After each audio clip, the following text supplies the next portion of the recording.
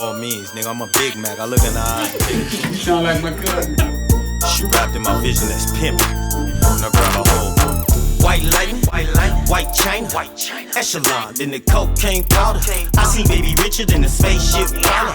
I be places that can't even grow no flowers. Seeing other planets, I be thinking cross towner. Same niggas I'm seeing under the gun tower. Head nod, energy, the same complexion as Hennessy with no eggnog. Straight lace, no chaser. Teacher told me fuck a pencil, carry that eraser. Be about your regulations, stay about your numerals. Your homie get shipped up the family with the funeral. It really don't matter. He was funny, said or nah. He was a homie that helped the people with his plot. On the really though, it's hard time. Niggas ain't got much to give. Usalama keep a nigga days flipping the years. Even if we never get to see a bird, she came for the taste of a 40 sitting on the curb. Ashes rap in the struggle of my thought. As they fall, hit the split, hit her dither like a ping pong ball. 40-ounce drain, significance of my stress got my fingertips looking like wood grain. Still I run my fingers through that bitch head, caress a bitch scalp. Even if the track still no harm, no foul. My potential nigga. So today we in here at the Shizzame Smoke Shop with my dog Shuga. You know what I'm talking about? AKA Roman in the upcoming film New Jack Houston. See what I'm talking about? Shout out to Angel Fame Train Media and everybody else that's involved. Man, we in the shop. Also, right before the grand opening. So this is really exclusive right here. See what I'm talking about? Yes, sir. Man, some gummies, some cookies. You gonna get me before I leave. I know you is. But can you tell us how did this idea brew and come alive? Well,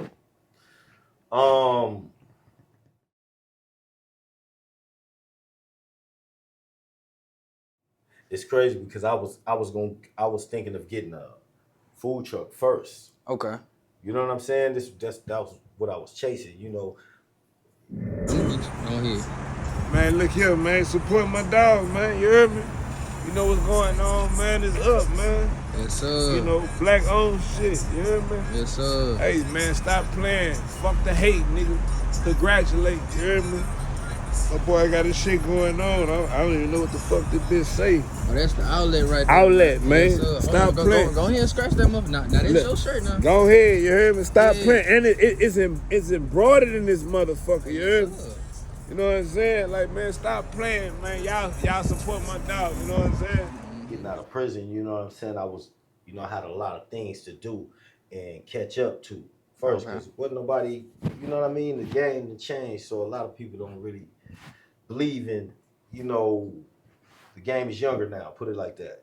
You know, so whether you good or not, it's hard for you to just break through and whoop unless you already have that following and then somebody else hold the door open for you to get or whatever like that. You know how the game go. Mm-hmm. Which is cool, you know, so but I always wanted that food truck because my ultimate goal was a grocery store with a bakery in it.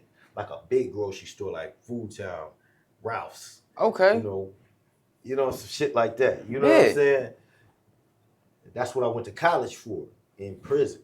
Okay. When I had life in prison. Me and my boy Ricky Godfrey, he had life without the possibility of parole. I had double life in 56 years, so we were cellies for years. So we went to college, brought typewriters, taught ourselves how to type, and we were serious about that shit for small business management and entrepreneurial shit. You know what I'm talking about? Now, I hate to cut you off. Yeah. But I just heard what you said. You said 2 life sentences. Right. 56 years. Right. Why the hell they always get that oddball ass number? Nigga, that's basically triple life. Yeah. That's some goofy shit. I understand they try to play with your mind, but it's like, bro, for real? Come on now. Yeah, that's goofy. It was, you know, they had wanted me off the streets for a long time. You know what I'm saying? So a lot of times you be like caught up in the politics of shit. You know, on the streets, on the grassroots level. You know what I'm talking about? Like you get caught up in that web right there, and that's what it was with me. They really wanted to lock up my influence more than anything. And they just used some bullshit as some bullshit in public and that public, they blanketed the public with some bullshit on top of it through the media because the internet had, when I went to prison, there wasn't no cameras on phones. Okay. You dig what I'm saying? Wasn't no cameras on phones, so it wasn't no YouTube or no Facebook or no MySpace or none of that shit. I think I heard of Black Planet, but I'm a nigga in the street. I ain't no fucking Black Planet. What the fuck is that? You know what I mean? Like, you know what I'm saying? Like, man, that's crazy. Not to get off subject, just bring me back to what we was talking about right now, because I don't want this to slip my mind. Yeah. But before the internet, right? Typewriters. Women were the ones who was always interested in learning how to type. Men didn't give a damn about that. Really. Few of them did. You know what I'm talking about? But no, you didn't know them. You know what I'm saying? So, yeah, you know what I mean? So, men had they had jobs. You know what I'm talking about? Hands-on jobs. Building cars, hands-on. It wasn't no machines moving the shit, just picking the shit up and putting together this and that at the push of a button. A woman can do that now. Right? Yeah. So the jobs were basically secretary, waitress, the rest men, industry jobs. You dig what I'm saying? You had a few women maybe in there. You know what I'm talking about? Not on the job, construction. Like back in the day, it wasn't like that. You dig? And they didn't really have cell phones and shit like that. Everything was hands-on. So as time went on, men bringing home the bacon. They got all the fucking jobs. You dig what I'm saying? So when the computer and the internet came, it changed things. Now women are needed to push these buttons because they're the ones who learned how to type. You dig? So when you get there, you know how to type. Now you fucking with a computer. Women are interested in that unless dudes play video games. Now you in there, you a secretary. Because them the only jobs that they really had.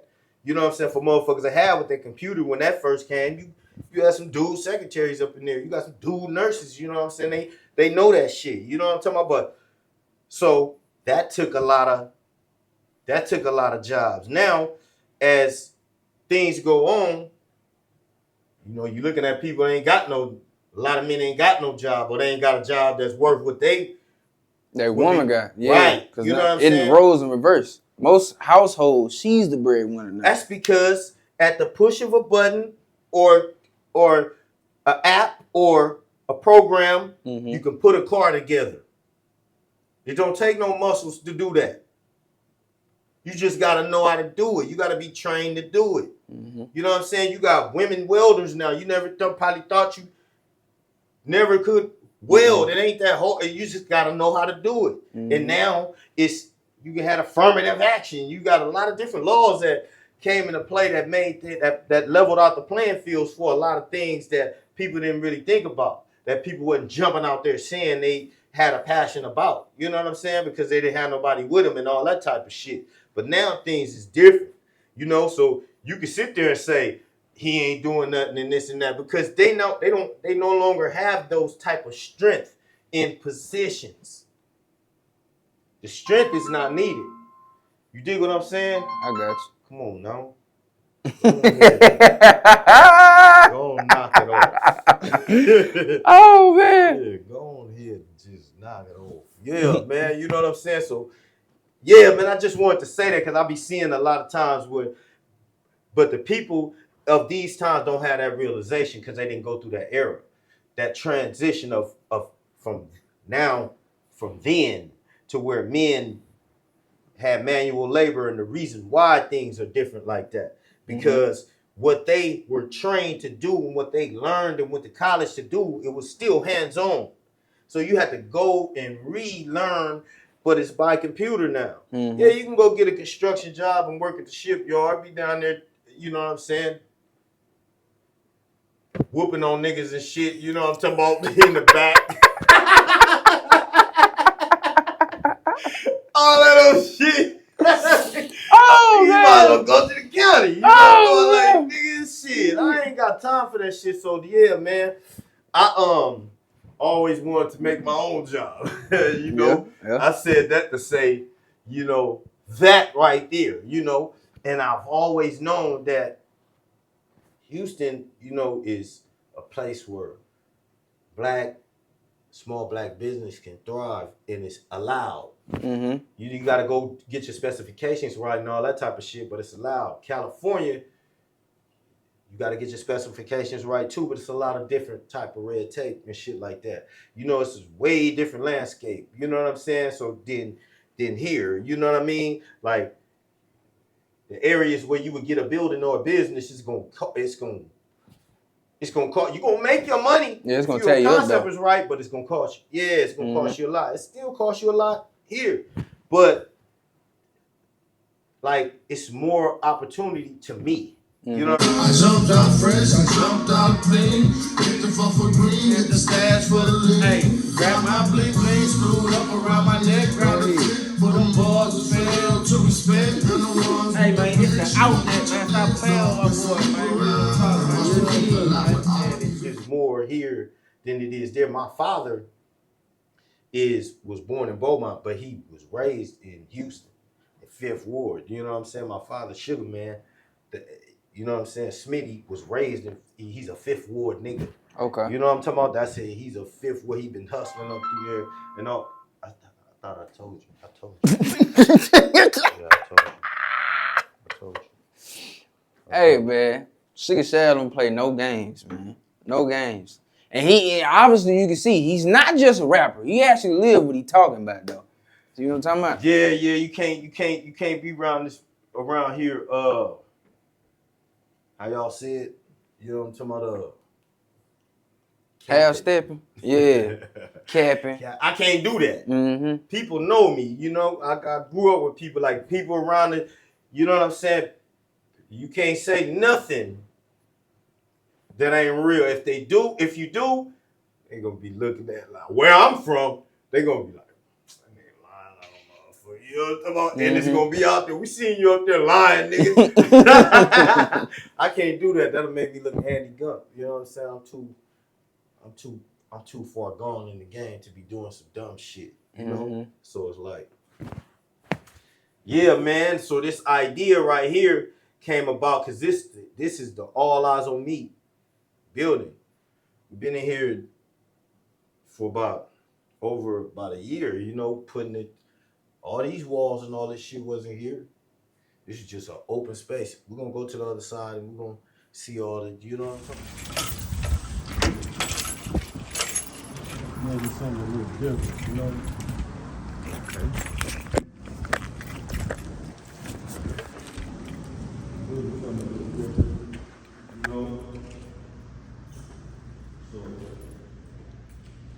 yeah, man.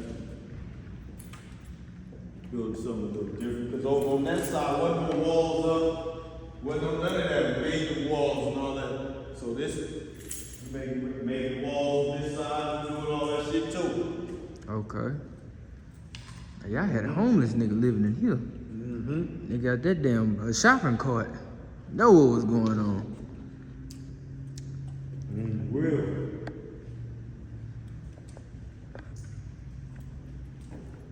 Got the toiletries in here and everything. All that.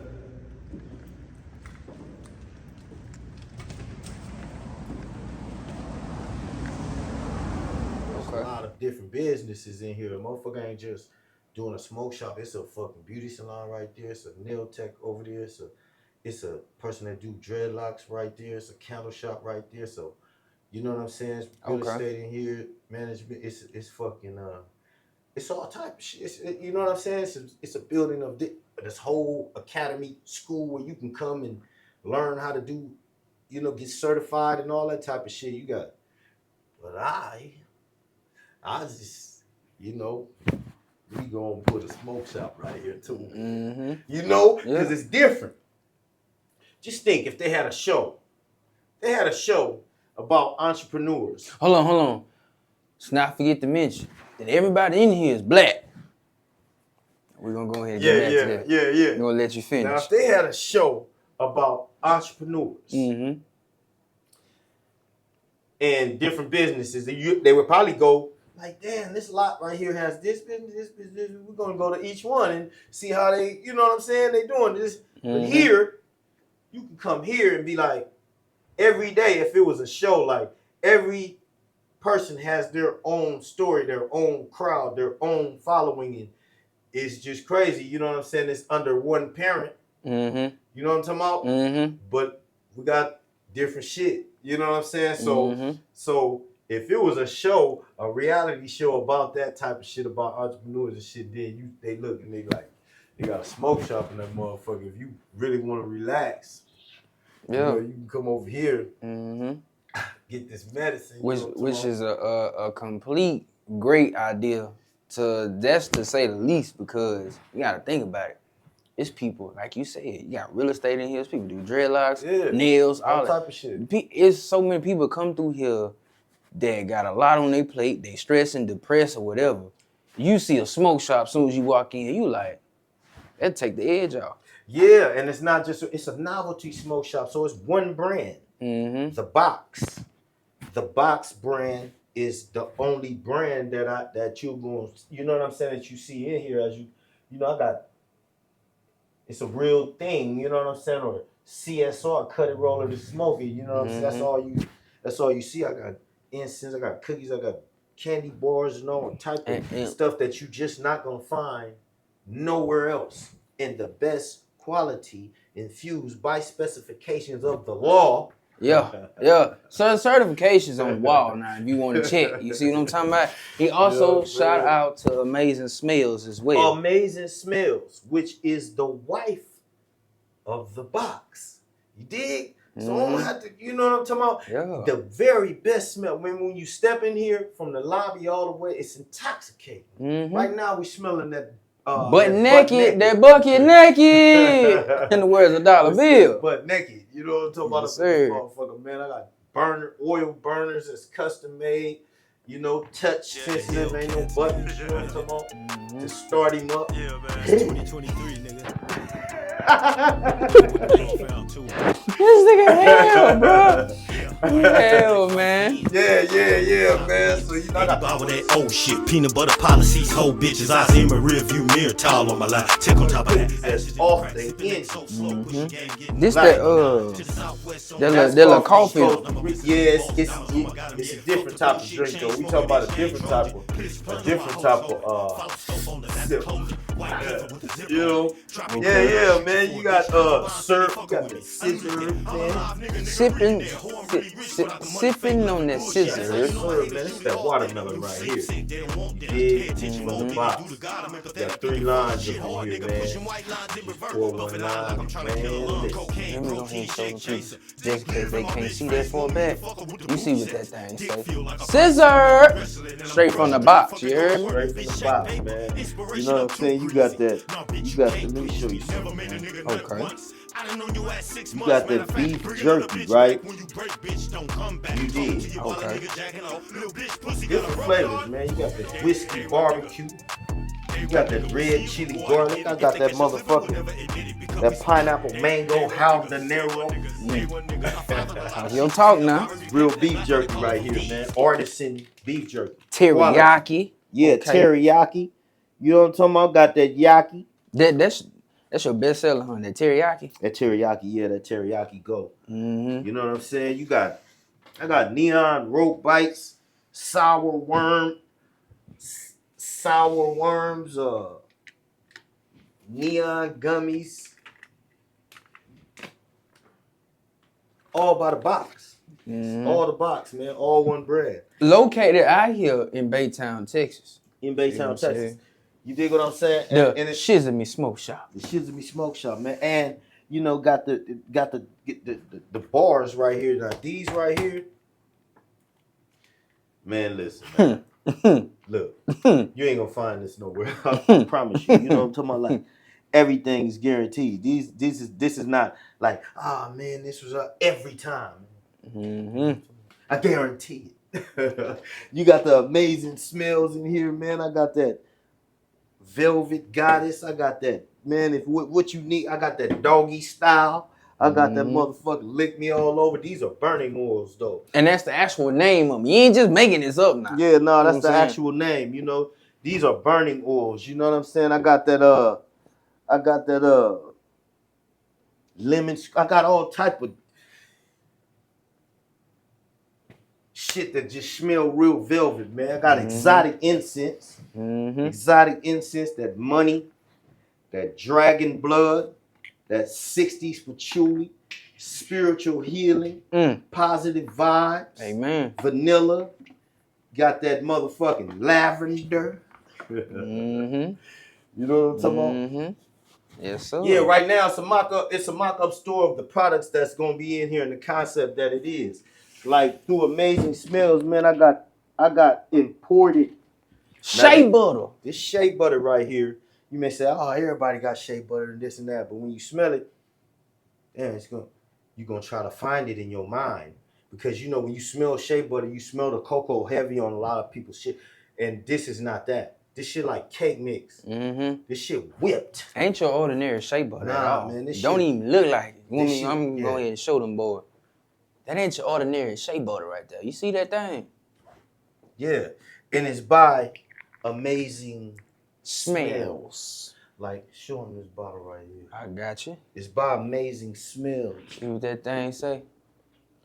A lot of different things on there. But naked, baby. Amazing Smells, man. You know, yeah, quality shit, man. Yes, you know, sir. And that's basically what this is right here. It's you got them ropes. I got the lemon head. Y'all ain't never seen a peel. Okay? A peel. I'm shocked and surprised. Yeah, man. Yes, it's sir. an endo peel. It's an indica peel.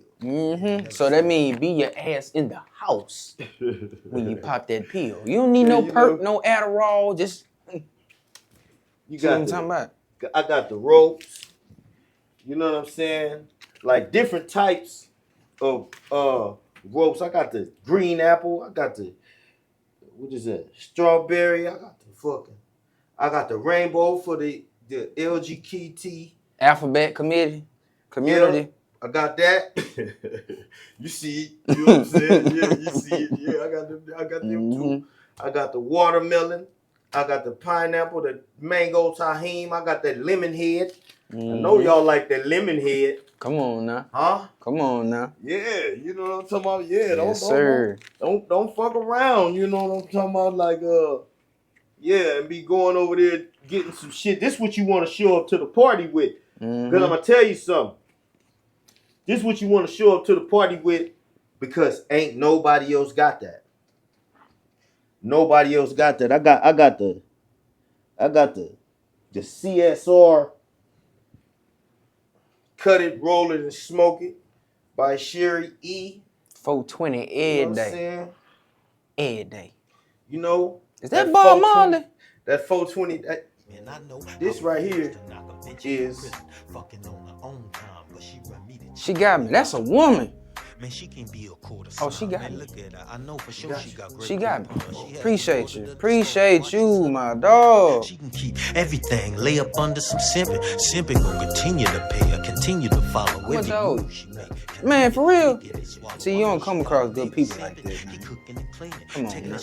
You see that thing? Cut it, smoke it, roll it, man. Shout out to Sugar Shell for showing the Southern hospitality. Yeah, see what I'm talking about? With the roots from the West Coast. You know what I'm talking West Side, San Diego, Cali to be exact. You heard me? You know?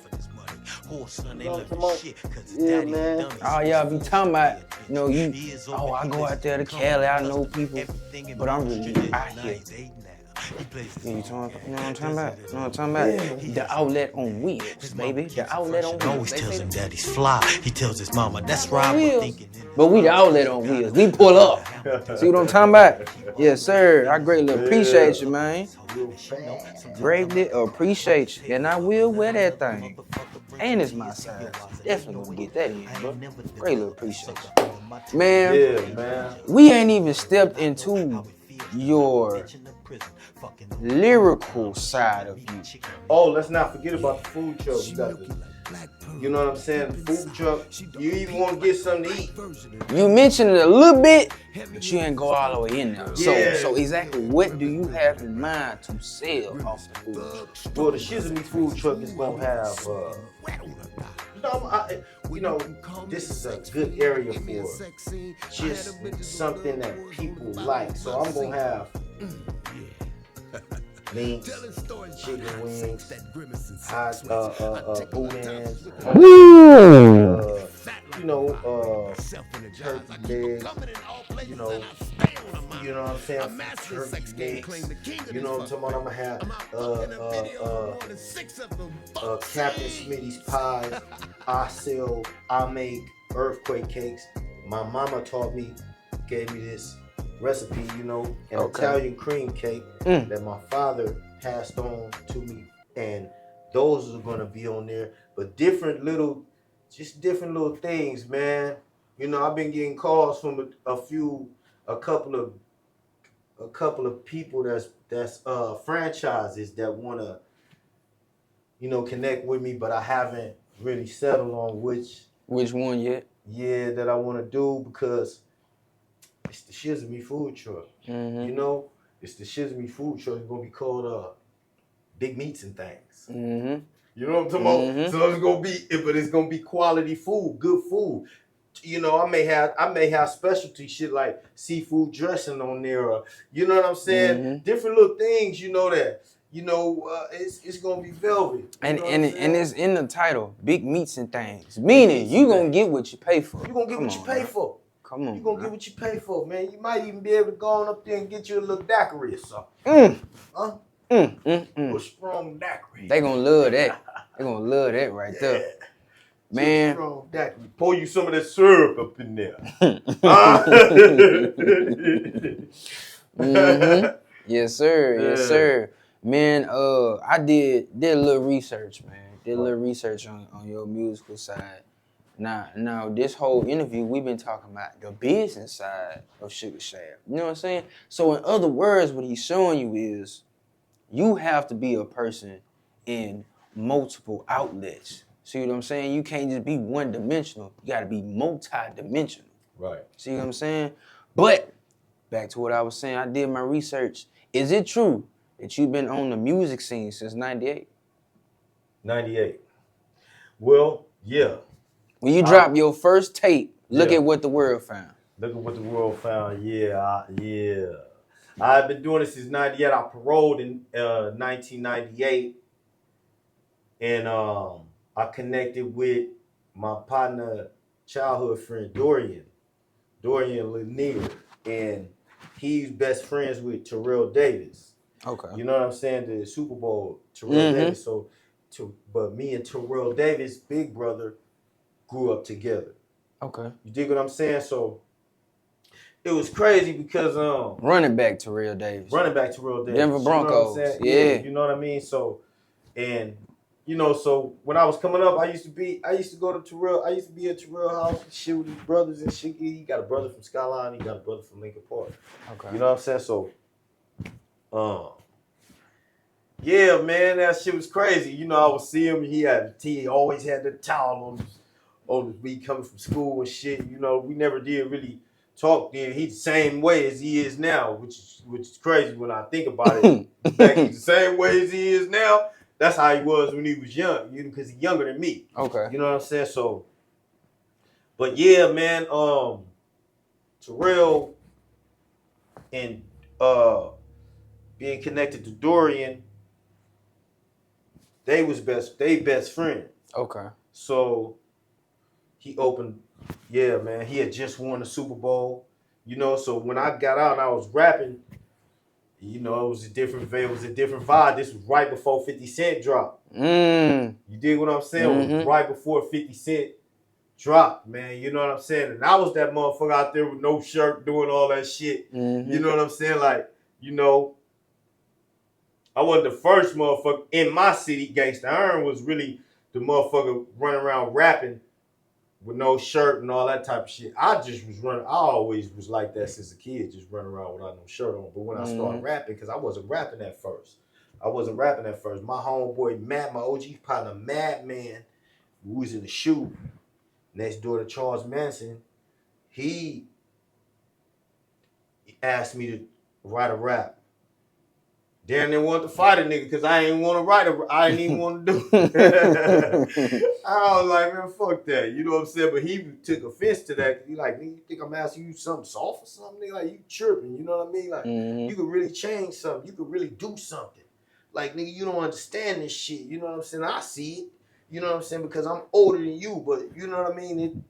We went through that whole little ordeal. But I ended up start writing, and then my OG partner, Scotty G, was the one who he bought me a bunch of notepads and pens. He was like, nigga, here. Every day, nigga, you gonna write something every day. And I was a young nigga in Calipat. And that's Scotty G right there. The big nigga right there. To your right there. Okay, yeah, bet. I got you. Yeah. That's Scotty G right there. You know what I'm saying? So like he about 6'6". He is. Damn. That's exactly how tall he is. Yeah, you know what I'm saying? So, but yeah, man, you know, and I just kept writing. So, before I paroled, I met, you know, me and CJ from Ludus Park. We connected, right? And then a clique called the Gladiators was formed. You know what I'm saying? You know, me, CJ, Kiko, Boss Hog, which is Grimace 400 now, the one on the Who Do You Love video with YG and all that.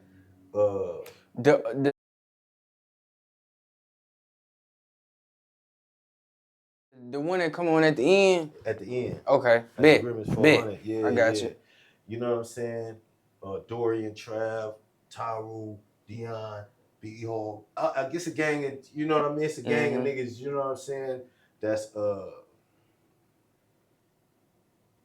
Gladiators. You know?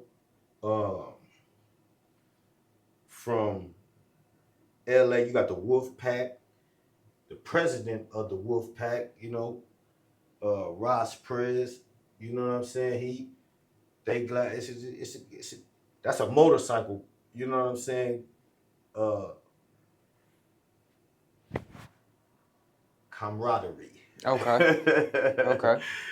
Yeah, you know what I'm saying? So it's bigger, it's a lot, it's just a lot to explain, but yeah, man, and that's when I got out the pen, my partner Dorian, he always been a hustler, so he pulls up in the 850 BMW, like, man, I heard you rapping this shit. I said, yeah. He started laughing, like, you don't know how to rap. Spit something, you know, be sitting in the corner. He think it's funny and shit, right? Because he know I ain't, you know what I mean? He put on, I don't know what the fuck it was, some Dub C beat or something. I don't know. Fabulous. It was either Fabulous or Dub C or something like that. And I started rapping. And nigga said, what the fuck? Nigga, you want to do, let's put together a label. We put together the label, did all the shit, got the van, all type of shit. You know what I'm saying? It really went in. I did music with E40, Sugar T, Sugar Free, Yuck, Mouth, Jail Felony, you know, Mitchie Slick. I did music with a lot of, with some motherfuckers. Is it true you did something with Snoop too? No, what happened with Snoop is what happened with Snoop.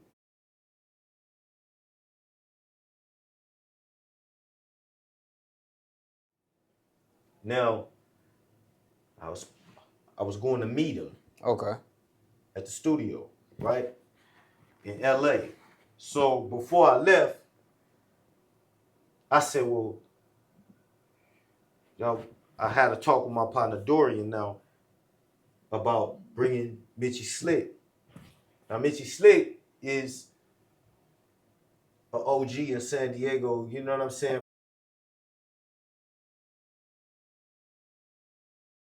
From Lincoln Park, which is, I don't want to, use a frictional terminology to describe them.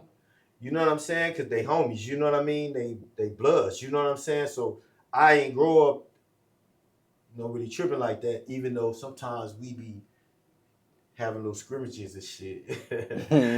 So, but through the history of that right there, it would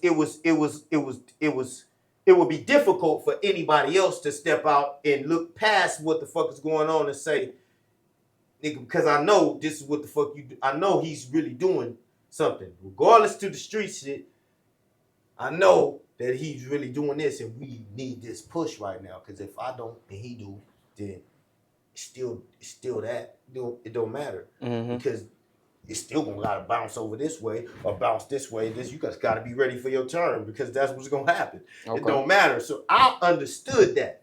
You know what I mean? So even when he thought it was funny because, you know, I was like, hey, you wanna go, you know what I'm saying? She Snoop with a motherfucker, man.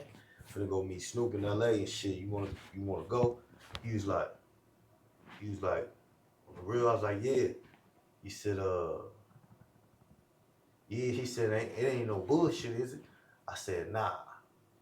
Nigga, I ain't finna call you, nigga, you know what I'm saying? Like, nah, nigga, meet me at In-N-Out.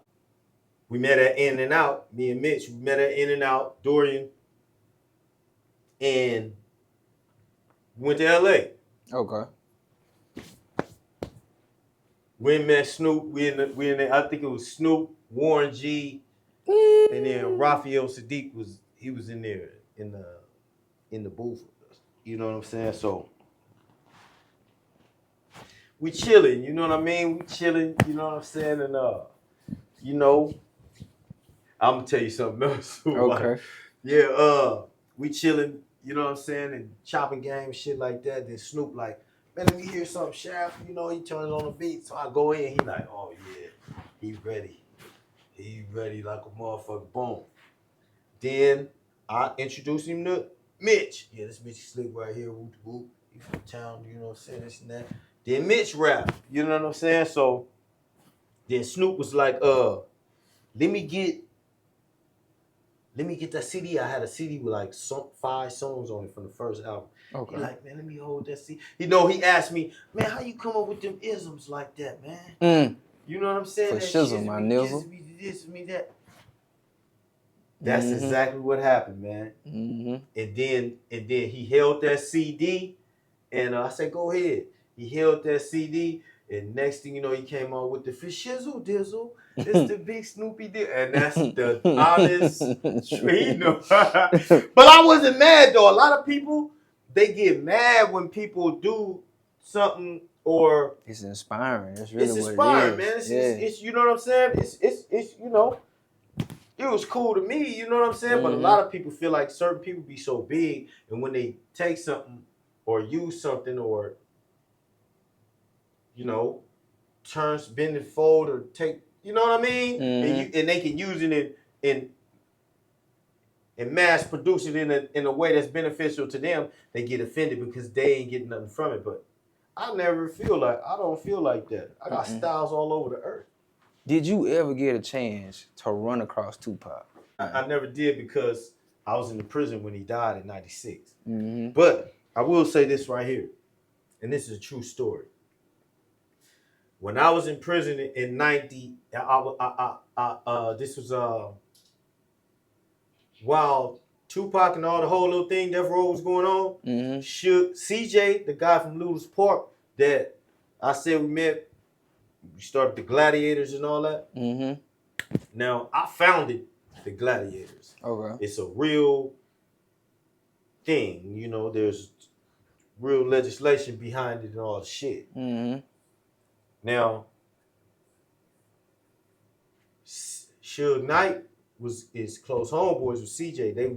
He was looking out for him while he was in the pen. CJ let him know, man, I got somebody named Sugar Shaft, man. We both finna we getting out, man. And when we get out, nigga, I need to see him with Tupac.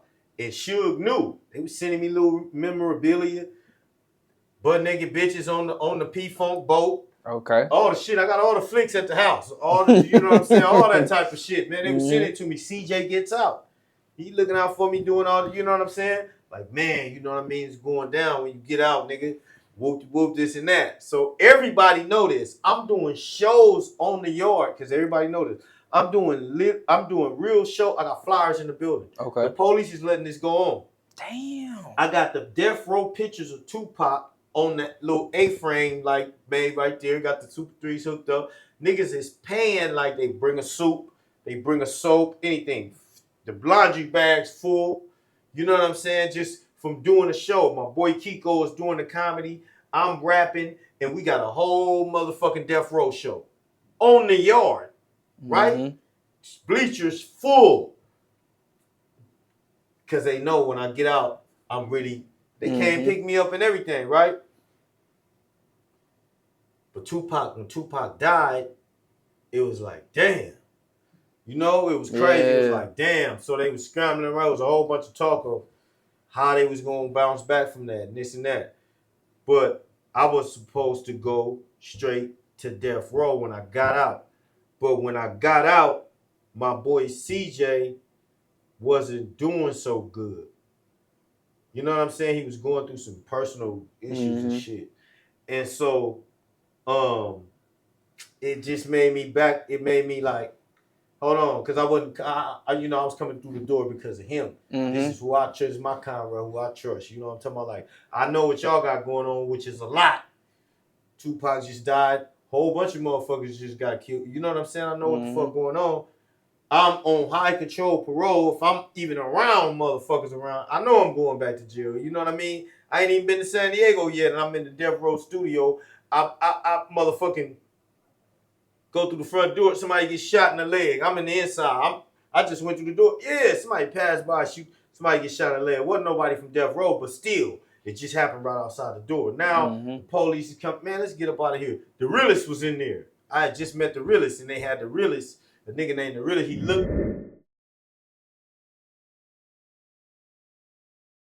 like Tupac. I know exactly what you talking about. The one that made the song "Fuck Hollywood." Right, you know what I'm saying? I know so exactly I was in there, and the realist was in there like, "Oh, Shaft, but let's make this. Let's do a song right now. Let's do it right now." Then that bullshit happened. So I'm like, "Nah, man, I'm out of here." Like, man, fuck that, man. Let's do that. No, I'm gone, man. I had to get in the car. I'm on high control parole. I ain't even supposed to be here. You know what I'm saying? Shit, nigga. You get back down here. You know, come on. Oh man. Shit, let me eat a San Diego steak or something, you know, before I go to jail. I just can't, you know what I'm talking about? So, yeah, man, that shit had happened. And then, you know, I ended up coming, you know, going to the town. And that's when me and Dorian did our thing. And with Who You With Records. And that just took off immediately. But then, you know, Dorian got caught up in a Fed case. He got caught up in a Fed case. Like we was this when the electronic press kits was out. Electronic press kit was like 13. I don't know how much it was. From what I understand, it was like 13,000 at that time. You know, so it's like, man, we get this right here, we good. But Dorian's a hustler. He was telling me about the little leg. I was telling him like, nah, we don't need that. Not that one. You know what I'm saying? We don't need that. Because he called me and he asked me what I think about it, this and that, woo woo. I told him, nah. I said, nah, man. I don't think you should. I don't think you should do that. Don't do that.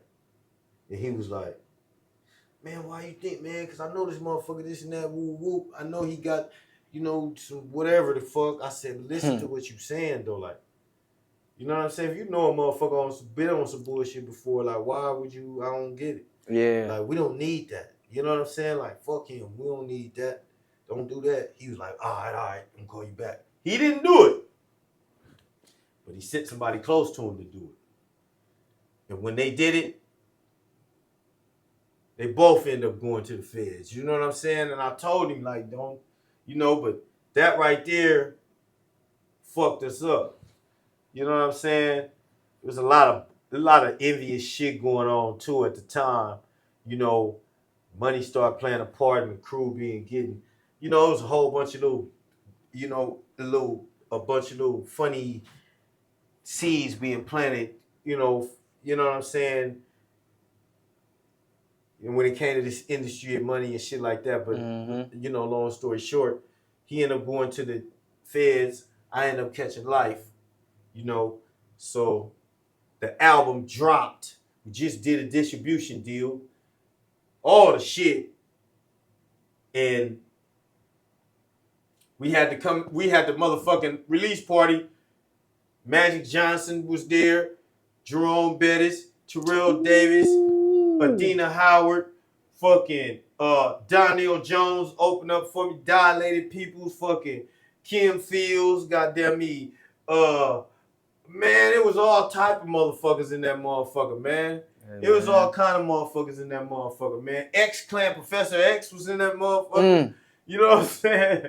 He pulled me to the side and had a conversation with me personally. He was like, man, I dig you, man. I give you my blessings. You know what I'm saying? He said, you know, Sugar Shaft, we have a sugar spelled different from yours. And I said, I know. He's like, yeah, man. But I came specifically for that reason, man, to tell you that you got my blessing, man. Professor X, man, told me that. Had a personal talk with me face to face. Told me, man, just carry, you know what I'm saying, man, like you doing, man. You know what I mean? And, man, you gonna go there. I see it, man. You know what I'm saying? Yeah, man, from the X-Clan, man. A lot of motherfuckers don't know that, but yeah, you know what I'm saying? That's real. That's real, man. It's real. Man, you done gave me so much wisdom and like I keep saying history. You done gave me so much today. And like I said before, I asked that question because Tupac is the greatest of all time, in my opinion. Yeah, man, that was a true story. I was supposed to be, you know what I'm talking about? Like, yeah. I used to get mad in school when a nigga disrespect Tupac. Cause see, I'm born in 2001. Right. Yeah, he died in 96. He was already gone before I was even thought of. Right. But I grew up on Pac. Like, still to this day, I would play Pac, no problem at all. Yeah. I can relate. I think the first song that ever made me cry by Pac was Changes. That shit made me cry. And I was like, boy, this motherfucker is so cold. Yeah, but that's part of how I started actually understanding rap. Because my partner, my homeboy, JP, James Poole, from Skyline, came and gave me 2 tapes. He said, man, don't let nobody get my shit. This is Tupac and this is Biggie Smalls right here. He said they got a rivalry going on the street right now. Tupac and Biggie Smalls. He said, man, listen to these 2 right here, man. You need to, he said, you need to listen to this. Boom. He gave me that. And when I heard, it was Me Against the World, and it was the Biggie Smalls, whatever, I don't know which one. Yeah, Ready to Die. Yeah. You know what I'm saying? So I listened to it. I was like, damn, when I heard Tupac shit, I listened to his shit first. So I was like, damn, that was the first time I actually started to understand what the fuck a motherfucker was saying, because I wasn't paying attention to what motherfuckers were saying in music. You know what I mean? I wasn't listening to this shit like, so if the beat was hard, it was cool. You know what I mean? Like, you know, but if you know what I'm saying? If other than that, I really didn't trip off of it. But when I heard that, I was like, ooh.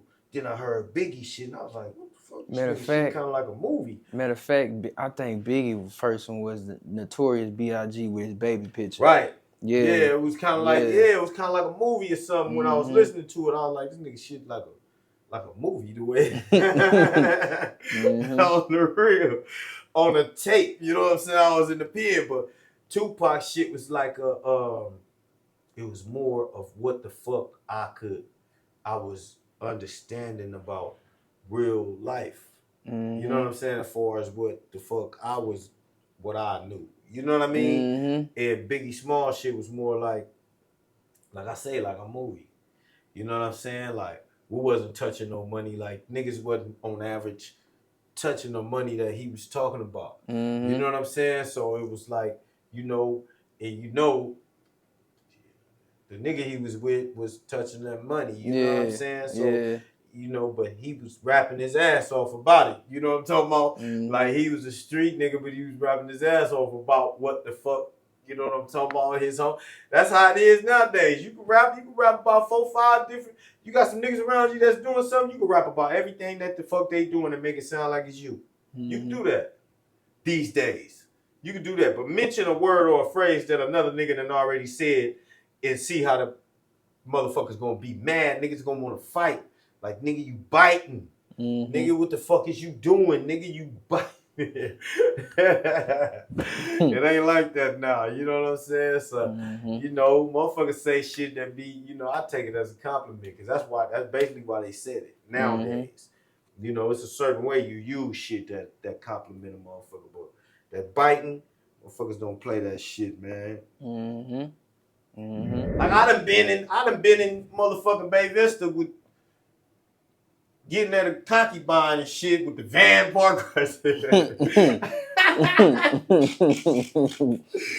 Van parked right there and shit, you know what I'm saying? They're not even tripping though.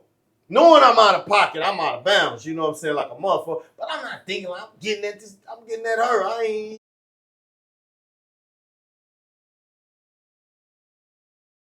You know what I'm talking about? It's like 12 o'clock, you know what I'm saying? High noon type shit. I see niggas coming out looking like this nigga. What the fuck is this nigga? You know what I'm talking about? I see him look. Bitch comes out. He comes walking out of shit. He like, hey, what's up, Shab? I'm like, what's happening? He like, I said shit, just bowling and shit.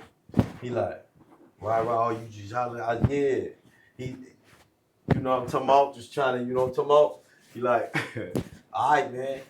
You know what I'm saying? Yup, it's all good, though. Be careful, though. I'm like, yeah, it's all good. Yup. But it's the same way for him, too. It's just like an unspoken thing. I probably be any motherfucking where, and it's somebody around there that, you know what I'm saying, know what's what or what to do or not to do that I don't even know about. Because I be everywhere and I don't be giving a fuck about, you know what I'm saying? Like I'm at the club when I want to be. I'm at the, you know, even if we just had it, whatever. You know what I'm saying? I done been, listen, I done had and not to get off subject. You good. You know what I'm saying? But this history. I done had a motherfucking, like me and my partner, man, we didn't have a motherfucking literal, you know what I'm saying, a thing with some crips that I know. We know each other now. We was in the pen. We laughed about the shit. You know what I'm saying? We still here. So it's like we ain't tripping. It's like one of them things where they see me, I see them. What's happening, man? You know what I'm saying? And this and that, and keep it pushing. They be looking like a motherfucker, but you know, motherfuckers be laughing because back in the day, shit be so fucking funny the way shit be happening sometimes. Like we literally had a thing that went down. Bah, bah, bah, bah, bah, boom. Okay. My house is the spot where all the homies be. You know what I'm saying? On San Margarita. My house is where everybody be. Like, it's the spot, too. You know what I'm saying? It ain't the spot where, you know, nigga, but you can hang out in my driveway. I got a driveway that go this way and a driveway on this side of the house. So niggas hang out right there, but be hitting stangs and doing all type of shit. Like, up on Rollers Hill right there, right across the street, shit like that. So we had a little powwow. When it started getting dark, now at this time, I'm like 17. I'm like 17.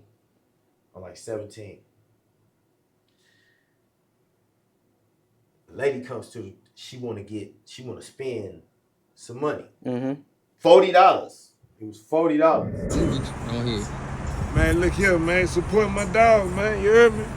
You know what's going on, man. It's up, man. Yes, sir. You know, black owned shit. You hear me? Yes, sir. Hey, man, stop playing. Fuck the hate, nigga.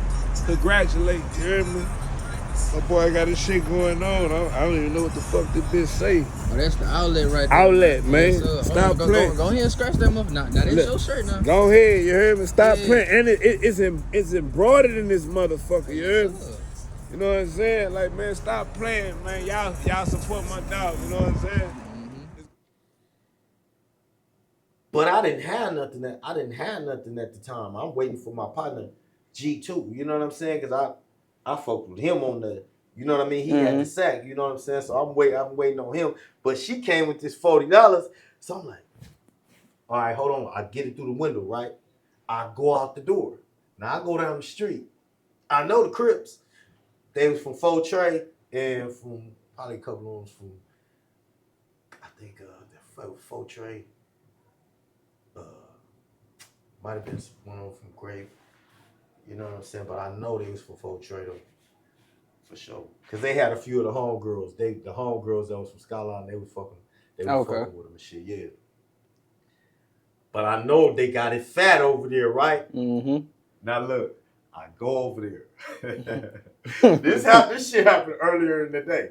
I go over. Now listen, the thing that had happened was we just had a little powwow with them. The next morning, they got some dudes from San Diego that's up on that hill up there, and we be kind of saying little smart shit back and forth. So we finna go up there to fight these niggas. We not finna go shoot them or nothing like that. We just gonna go up here and get down with them, right? But on the way up the hill through the apartments, we see the same niggas that we had the shootout with right here.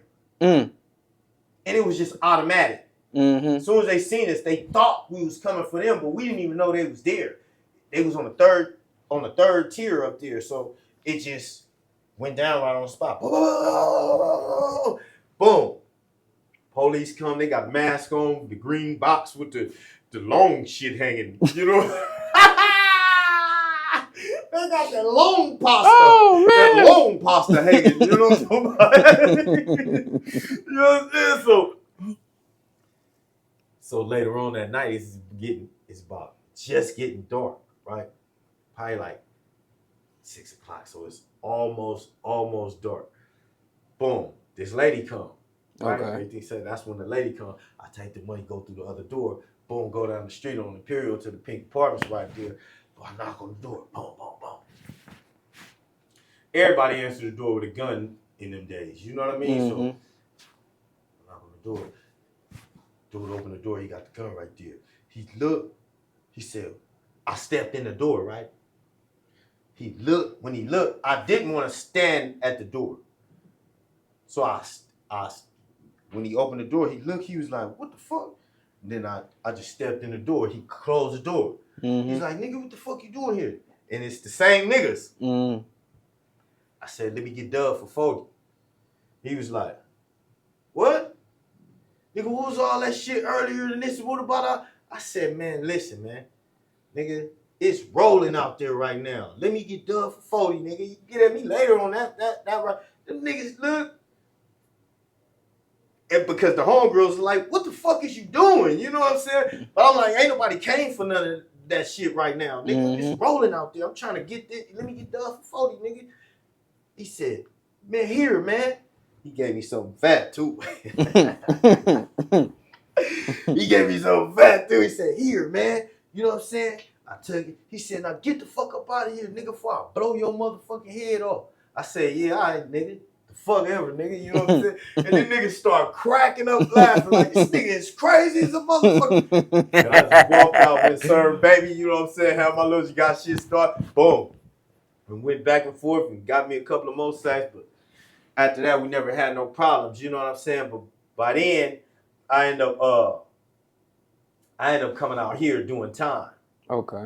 I did time in Beaumont a couple of times, and then when was your time frame in Beaumont? In Beaumont, it was 1990, 91, between 90, the very end of 89. Okay.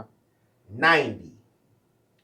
You know what I'm saying? Okay. Because in 91, I caught some other shit and I was gone. I was 19, I was gone. You know what I'm saying? But I turned 18. You know, and both shit was so crazy. Like you had motherfuckers trying to down me left and right. Like it was crazy as hell at that point. So my father went to the feds. And they just, you know what I'm saying? They sent me to Beaumont because I was on some other shit at that time. You know what I'm talking about? So my family moved out the motherfucking house. You know what I'm saying? I was having dumb shit. Shoot-offs with my sister's baby daddies. Just dumb shit. You know what I'm saying? Shit that we laugh about now, but it was some serious shit back then. Like I didn't realize. Yeah, I understand. So my mama was scared of the motherfucker. And my $1 million conversation, shit, I'll give a broke bitch $1 million fix. Fuck a purse. Like niggas didn't really hang around. They got to the point where like you. And he riding around on dates now. He riding around on dates. This nigga riding around on dates. Doing shit in his own car and all type of shit. It was crazy. You know what I mean? So I ended up going to jail. Because I had no concept of the law. Like when you growing up in California, you don't be thinking like when you first get in, you don't be thinking, probably now niggas is conscious about the police. Probably now, because you got a police style out here. You know what I'm saying? You got different cliques and shit that's going on. So niggas is conscious of it now, but back then, you was catching a motherfucker walking down the street with a rifle. Like you didn't nobody saying that. You know what I mean? Look at this boy walking down the street with this gun. What the hell is wrong? He been standing out here all day. You got your shit posted up. Like niggas didn't. It wasn't like that. You had no. You wasn't thinking like, oh, prostitution is the oldest profession. You wasn't thinking like that. When I was coming up, where I'm from, you wasn't thinking. We used to be blatant shit. Like you better not, motherfucker, go. You know what I'm saying? Mm-hmm. Blatant shit. You know what I'm saying? So, but yeah, man. That's when she remembers the only one who understands, the only one who has the nerves to keep her demands. Yeah, man. Yeah, going through that type of shit, man. It's just like it getting to this point right here, going to prison. You know, that last time in prison, man, when they gave me that life, they called me right over here off Antoine, like kind of like by Antoine and T-Will right there. So,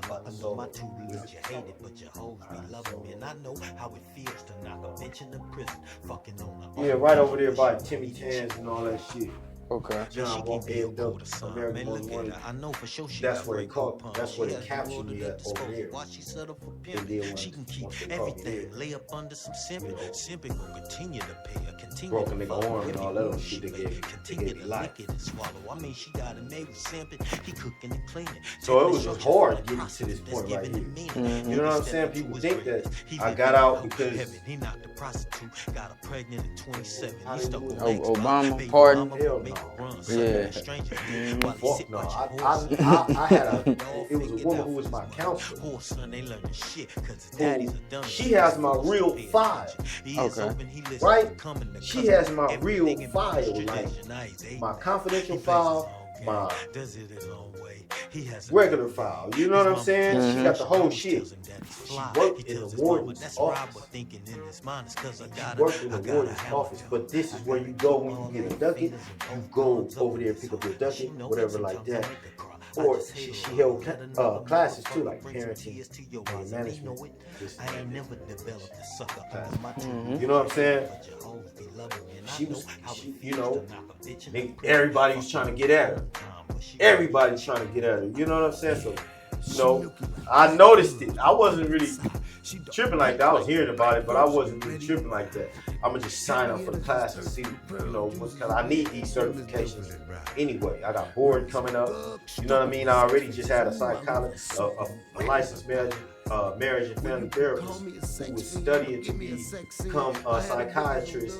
I was her final dissertation. I was her final exam. So she studied me for 3 years. That's how she became a doctor. Dig what I'm saying? So I already had that right there. When I go to board, I'm gonna have my own psychologist. I don't need y'all. You know, that kind of shit up right there. But then I needed the money to get the lawyer. So she would contact people's families, your baby mama, your kids, if you hadn't got a visit, and talk to them and let them know he's in here. They got a program. I could set it up to where you can get a ride and this and that. If you're comfortable, I can come out there and counsel y'all as a couple or whatever, you know what I'm saying, and this and that. She was doing all that. So when she called my daughters and shit, they get to talking and this and that. She's the type that will Google you. She Google you. They got a bunch of dumbass shit on the internet, all kind of shit, good and bad. They have a lot of shit on the internet about me. Mm-hmm. So when she seen that, she came back and was like, what the fuck? Now she's in my file. And it made her interested. It made her interested, like, how is they on you like this? But I got your real file. Mm-hmm. You know what I'm saying? And this, you ain't even in jail for nothing like this at all. The way they describe you, they make you seem like you're a fucking monster. You know what I mean? And I see you every day. I see you on the yard every day. And I know you You know what I'm saying? One of them niggas, you know what I'm saying, that's on this yard, because I watch. She's into that type of shit. She had a thing, you know what I mean? She was interested in that, because she worked in there. She knows every woman in there knows real energy different from the way it is out here. Yeah. They know this. You know what I'm saying? They see it every fucking day. So they know who the fuck is who. You can't be lying to them when you talking to them and shit. They go check your shit to see who you say you is and this and that. Boom. When she seen that, it made her more drawn to me. She wanted to have a conversation, right? I could see it. So I wrote a 5-page letter. And she was on the yard. She was on the yard. Everybody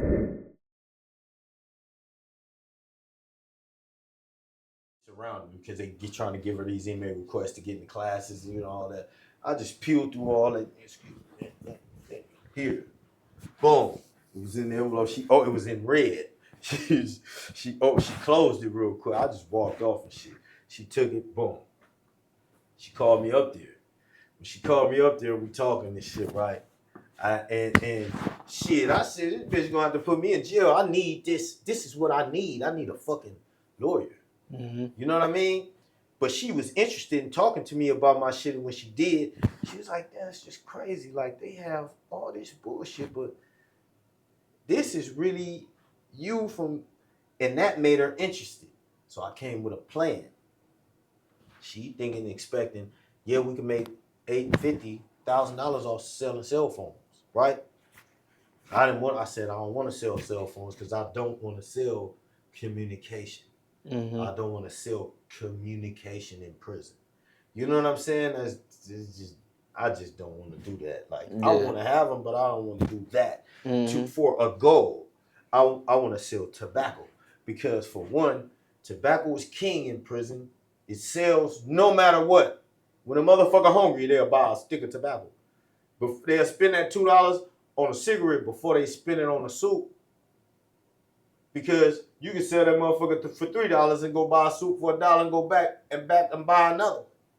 You know what I'm saying? That's how deep motherfuckers is twisting. You know what I'm talking about? In that motherfucker. And if you really got the tobacco plug, you can go back, get another one, go back, get another. By the end of the day, you got you a little $50 sack and a few soups.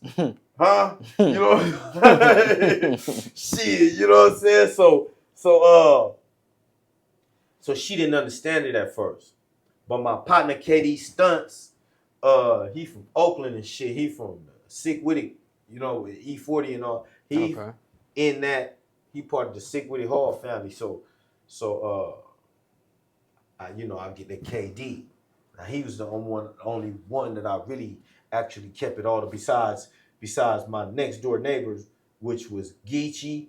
He was 18. And then you had Bam. He was from Sacramento. Geechee was from LA. Bam was from Sacramento. You know what I'm saying? From Oak Park. And they was both 18.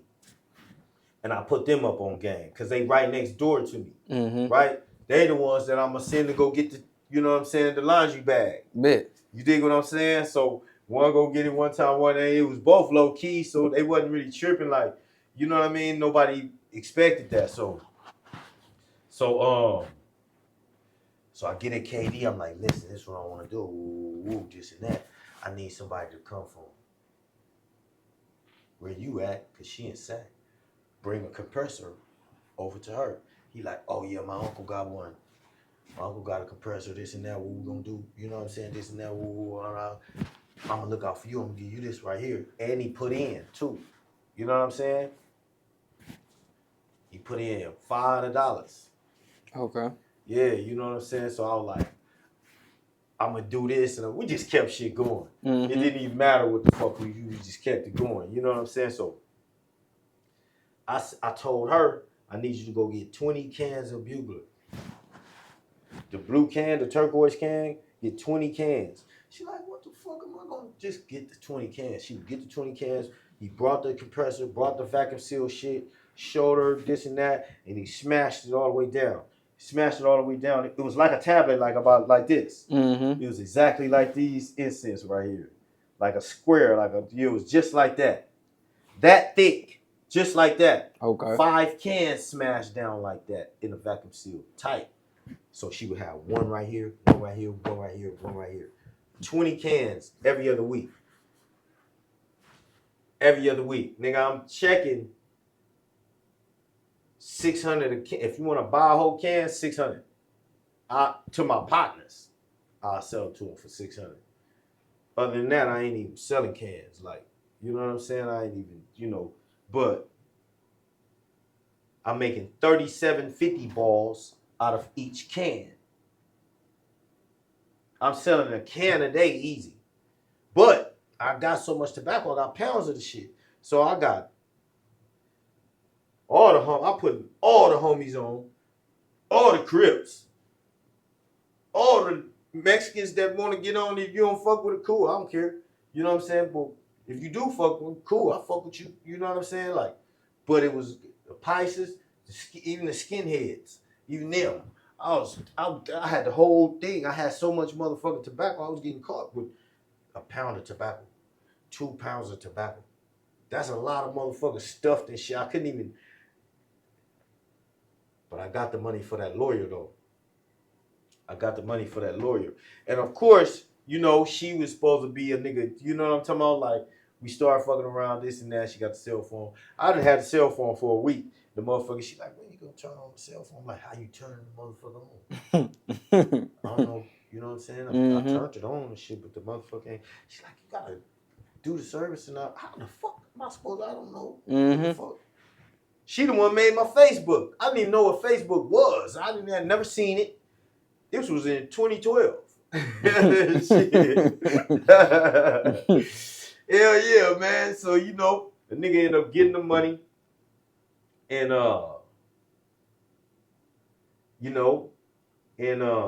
paying the lawyer, get back in court, get out. My points go down. They end up, now my points went up from there because they end up putting me on investigation for old familiarity with staff and all type of shit. I was having fights and all type of shit. So my points went up. They ended up sending me to Calipat. They sent me to Calipat, and then I go to my annual. My points go down to a level 3. They send me to Mississippi. Out of state prison, one of them private prisons. They were sending a gang of motherfuckers out there. You want to go out? It was all women. 90% black women worked. It was the staff, was the COs. They only had like 10% dudes. 10%. And they was all black. I used to call it Mississippi Africa. It was all black. They was in there selling coochie, eat coochie and all that. Like, you can eat the. Like, it was said that she wouldn't do nothing else but let you buy something to eat some pussy.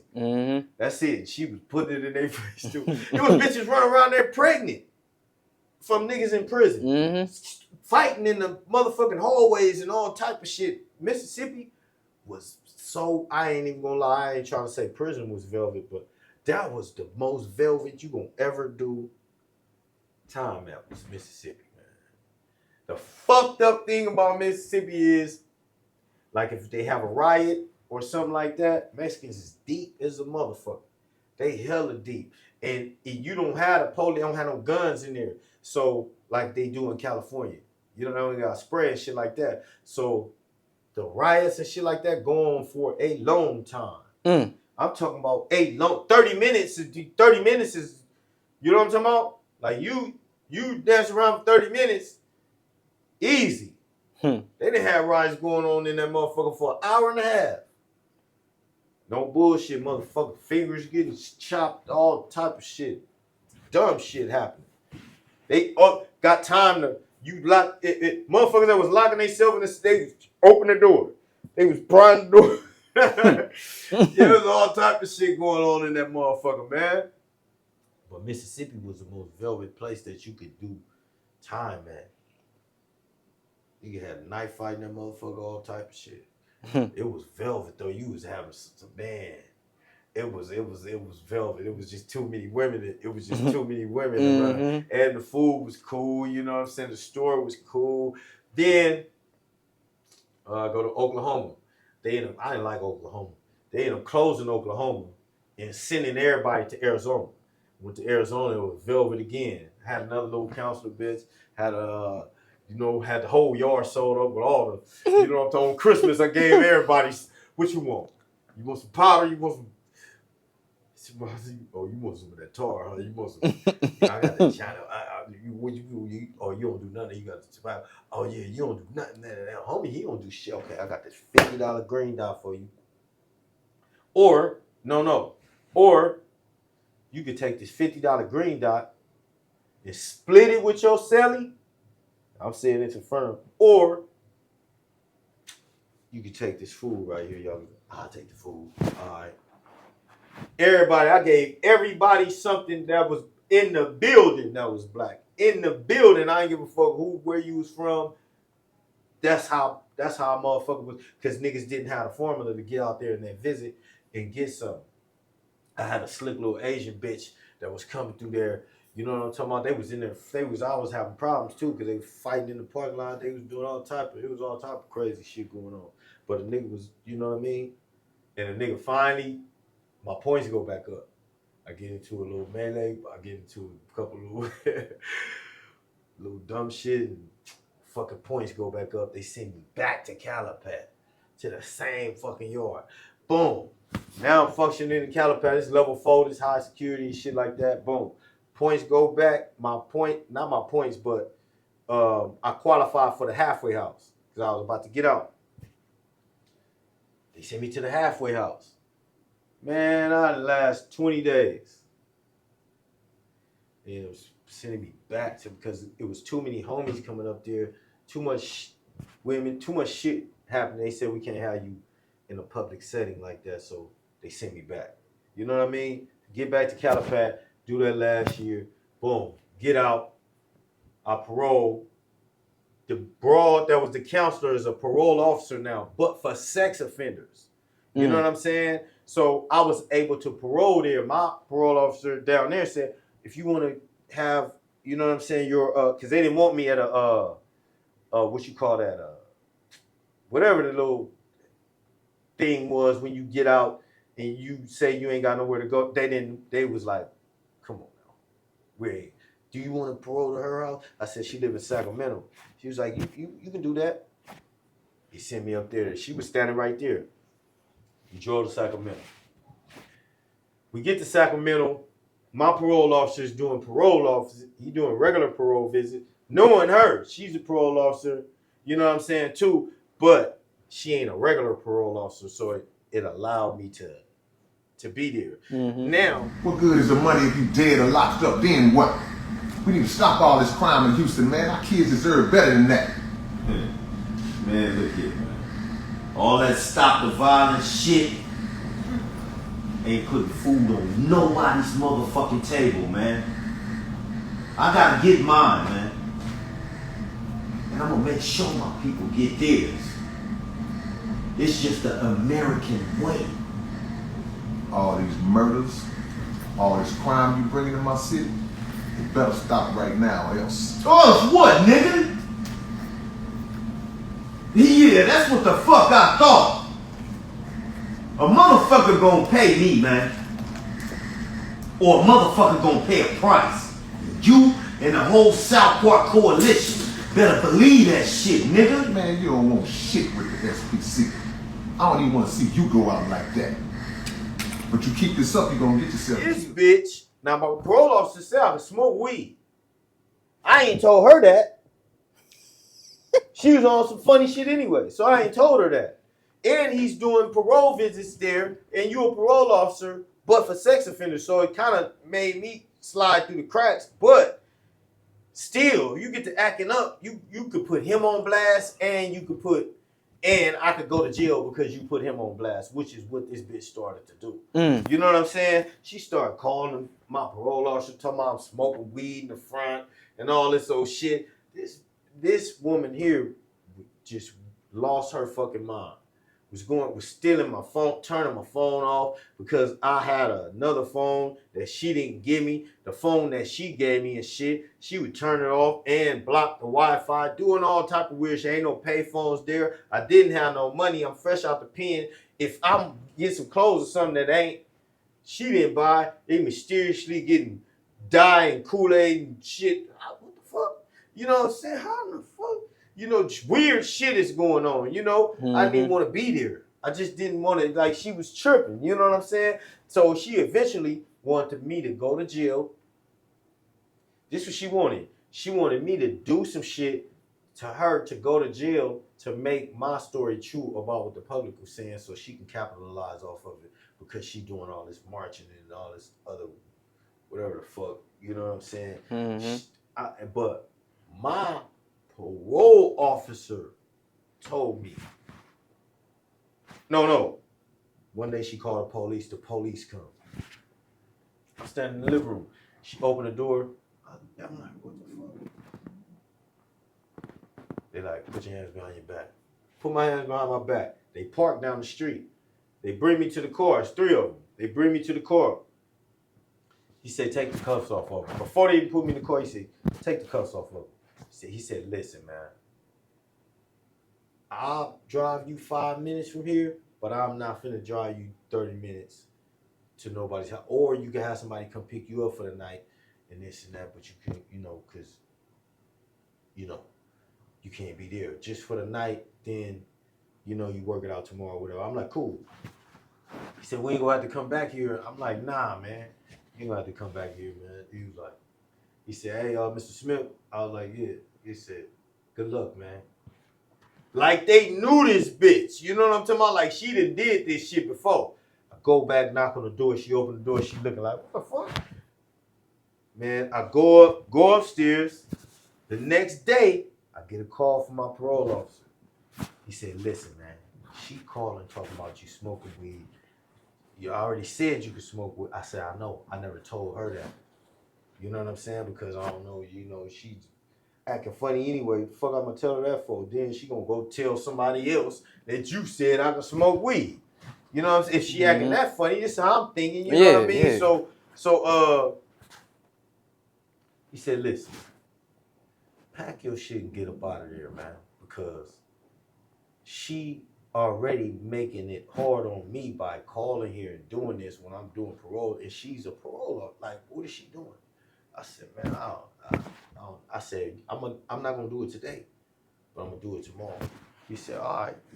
I said, but man, you know this is my parole address, and I don't need you, you know, tripping on me about, you know. He said, man, as long as you answer that phone, and you don't get no trouble, man, you good, man. We're gonna figure it out. I'm like, all right. He said, cause I know you ain't doing nothing. You know what I'm saying? And she trying to put you in jail, and that's gonna make me do my job. She gonna make me come over there and do a job that's unnecessary for me to do, because I know you're not doing nothing. I've been over there. You know what I'm saying? I know what's going on, you know? So, yeah, man, I packed my shit. My pimp partner, D-Business, got me a room, then a plane ticket to El Paso. Went to El Paso. But the neighbor across the street was the one who helped me, because I didn't have no phone or nothing. The neighbor across the street was the one who let me use the phone. She didn't show me how to hook up Cash App and showed me how to do a Venmo thing and all that shit like that, and took me to the room. I took all my shit, man. I left. Hell yeah, man, shit. And then after about a month and a half, I came to Mom's pad. I was staying at Mom's, but I was on Mom's couch off Normandy over there on the east side.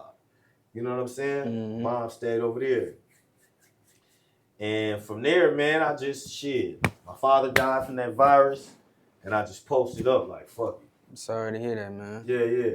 You know what I'm saying? It's all good, but, you know, he died in the house, too. Because I wanted him to die in the house. So I was right there. Everybody was right there. I was right there. You know what I'm saying? But, yeah, and I was on Mom's couch. And from there, shit. Here we are. Now I'm here. Yeah. Yeah. Mm-hmm. So, yeah, man. I appreciate you for man giving us some game, giving us some history, and a lot of knowledge and wisdom. I took from a lot, and I can relate to it. Me personally, I never been behind bars, but my pops, on the other hand, he did 10 years in the Fed. That's how my father did 10 years in the Fed. Yeah, You so know what I'm saying? I can, the conversation he had with me, this just made 10 years. September made 10 years he been home. So me and him have a lot of conversations, and he be reminiscing. So while you talking, I'm like, I done heard Pop talk about some of this stuff before. Yeah, man. I went when I was 19, man. I paroled at 49. Okay. You know what I'm saying? But you over 50? Yeah, I'm 54. Man, ain't no way. Yeah, I'm 54. Man, you look 45. Yeah, I'm 54. You know what I'm talking about? Okay. Pop 59. Yeah, so. you know what I'm saying? So, oh yeah, my father had a record shop in 3rd Ward.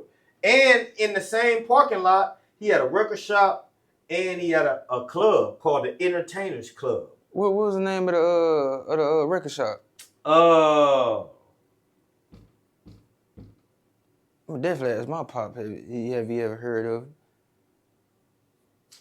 But see, I'm gonna have to. Let me let my phone turn back on, man. Okay. I'm ask my mama. For sure, You know what I'm saying? What was the name of his record shop, man? Because I just got a picture of shit. I'm finna blow up that he was in his record shop and put it up there, man. But yeah, man. Yeah, he had a club called the Entertainers Club, man. When Heat Wave would Always and Forever and all that shit, they was there. That little dude, the dude with the afro that got the wooden mannequin, the wooden little mimic talking thing with the Woody. He had that little doll. The little puppet. The little puppet, yeah. He was there, you know what I'm saying, and all type of shit. That's where they used to be at. Yeah, man. On the real. Okay. Pops was a cold hustler and shit. You know? It definitely carried over. Yeah, Definitely. man. You know, I mean, it's been a long road, you know? It's been a long road, a long, tedious road, man. So, you know what I'm saying? But it's all good, though. Yes, sir. Now, by chance, do you have any upcoming songs or releases that Well, the first album was Look at What the World Found. Okay. Shuga Shaft the Gladiator. Shugashaft. Okay. Shizzame is a playoff of that. Shuga Shizzame, they call me Shuga Shizzame. Because I got a little language called the isms where I just talk like Shuga Shizzame. Mm-hmm. San Diego, California, straight up out the penitentiary resume type, type shit. Trust me, I be all day listening to me, you know what I'm talking about? We in the set, you know what I'm saying, grinding and kicking it with the home business, you know what I'm talking about? I just be talking like that, and so the isms came, so niggas start calling me Shizzame. Okay. You know? Yeah.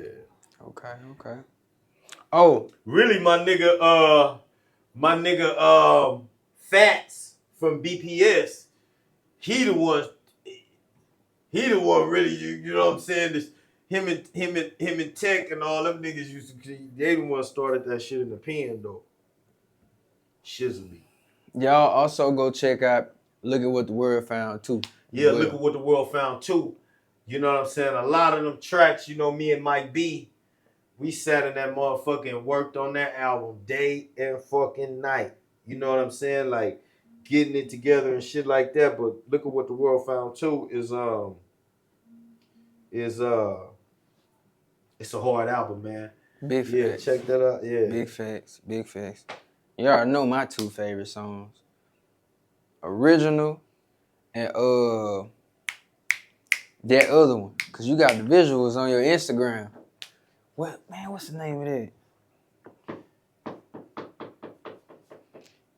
Is original the point where you say original is with the homeboys and all that in the set, and then you got the other one in front of the house.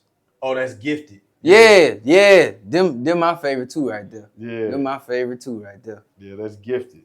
Yes, sir. I knew you was special.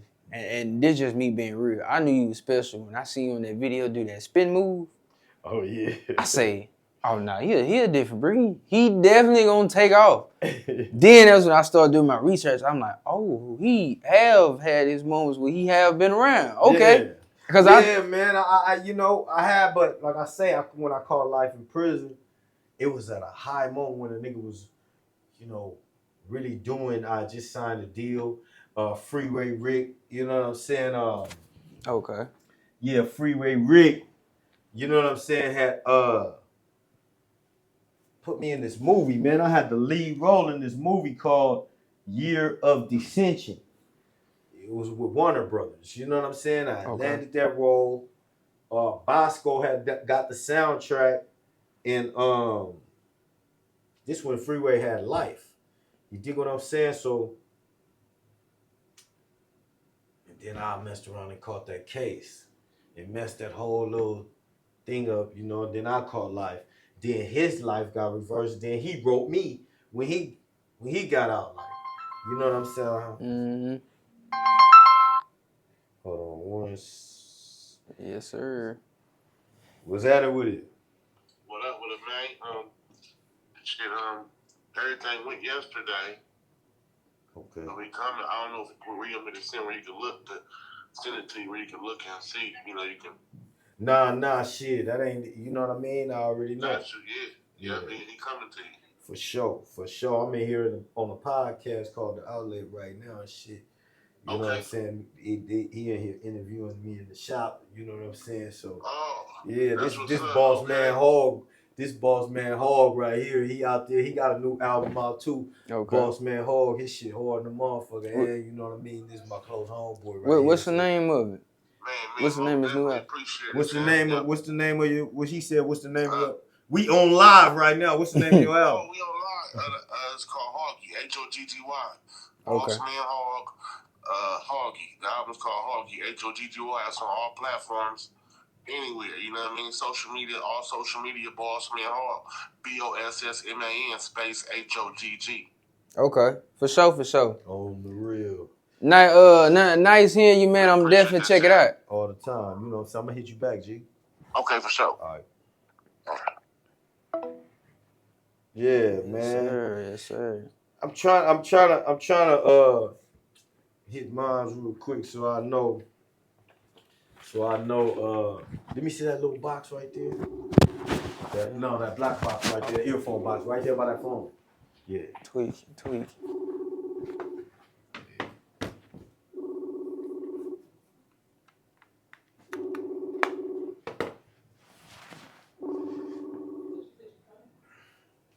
Yeah, I need to know what was that record shop or did he just have it in his name? I never knew that. Mm-hmm. She'll call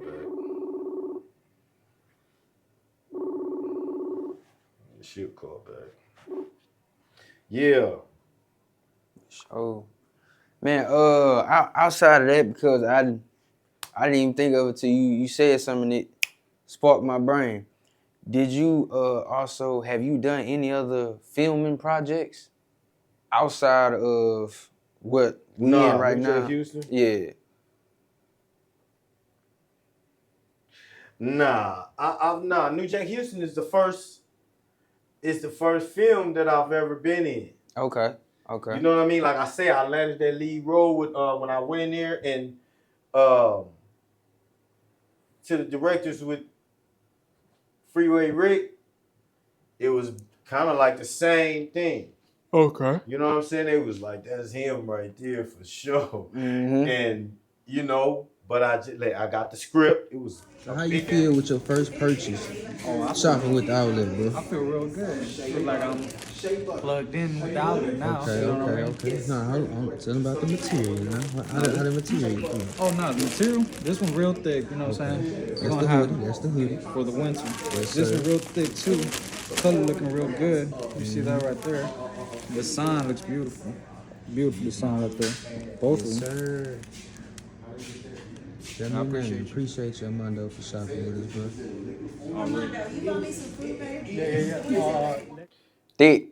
Yeah. As a matter of fact, they gave me 6 of them so 6 people could practice with me. You know what I'm saying? And I caught that case, but yeah, that was it. But yeah, you know, so this is my first movie that I've actually been in. Man, I remember the first time I seen you. When I first got there was March 3rd. That was like a little small one. You and Detective Riley wasn't even there. It was a few of y'all that wasn't even there. Then the following Sunday I seen you. That's when you had on that all red kangaroo suit. And I was like, bro, this nigga, he remind me of LL Cool J. I ain't seen nobody wear that but LL Cool J. I'm like, okay. So I'm observing, I'm looking around because in my mind, I'm like, I know I gotta bring my A game. And plus I got the hungry mindset. So I'm like, I wanna make sure I do my job and the best that I can so this film don't slow up because of me. Right. So I'm watching the people that's already been here. Everybody that's been here before me, I'm paying attention to everybody. So you sat down in the chair. I think that was the scene where they stood up, Trigger stood up and was like, nigga, we gonna cut you up. You know what I'm saying? We gonna put you in the trunk, throw your ass in San Jacinto River and all that. So while you was sitting up there and while Angel talking to everybody, you like dropped your head like this. I say, this nigga different. Then you raised up and I'm already looking at you. So it's like me and you lock eyes. It was like a real, I was like, I'm the type of nigga, I don't shy away from eye contact because the way I'm raised is when you know what I'm saying, when you talking to a man, you look a man in his eye. Right. You know what I'm saying? You know a man mean business. Yeah. So it was like 15 seconds and nigga, you still looking at me. I'm like, no, okay. I remember that. Yeah, I'm like, I don't. That was the first day that, you know what I'm saying? Yeah, I remember that. Yeah, I was like, I don't know what I did he might be getting. I don't want no smoke or nothing. I'm observing. You see what I'm saying? And when I seen you that night and you perform, I'm like, this nigga really grit. Like, I want to sing with this nigga. Even though we ain't got one right now, I still would take it. You know what I'm saying? But it's like all of y'all that I watched and paid attention. Of course, some people, you know what I'm saying, for whatever reason, business purposes, it didn't work out and they longer a part of it. But the people that are a part of it, in my opinion, I want to do a scene with all y'all. Yeah. But I guess that's going to happen when the TV series comes out.